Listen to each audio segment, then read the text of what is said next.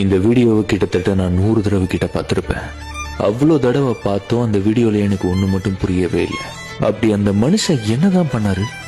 அந்த வீடியோல என்ன தப்பா இருக்கு?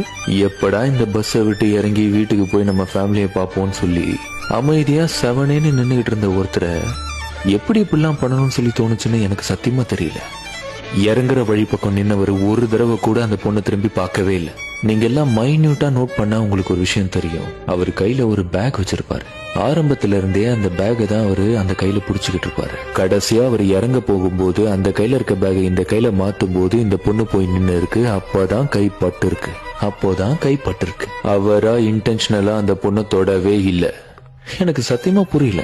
இதுக்கப்புறம் அவர் மேல தப்பு இல்லைன்னு சொல்லி ப்ரூவ் பண்ணி எதுவும் ஆக போறது இல்ல. ஏன்னா அவர் உயிரோட இல்ல. நம்ம நாட்டுல எவ்வளவு பேரு தப்பு பண்ணிட்டு ஃப்ரீயா சுத்திக்கிட்டு இருக்கான் ரோட்ல. ஆனா அநியாயமா தப்பே பண்ணாத ஒருத்தர் ஏன் சாகணும்? ஒரு லைக்குக்காகவும் வியூஸுக்காகவும் ஃபாலோவர்ஸ்க்காகவும் ஃபேமுக்காகவும். இதுக்கப்புறம் உண்மையாவே ஏதோ ஒரு சம்பவம் நடந்தா கூட ஒரு பொண்ணு அதை வீடியோ எடுத்து போட்டா கூட எவனாச்சும் நம்புவானா? இப்பதான் கொஞ்சம் கொஞ்சமா பாதிக்கப்பட்ட பொண்ணுங்கெல்லாம் வெளியே சொல்ல ஆரம்பிக்கிறாங்க. ஆனா இந்த மாதிரியும் பொண்ணுங்க இருக்காங்கன்னு சொல்லி சத்தியமா எனக்கு தெரியல.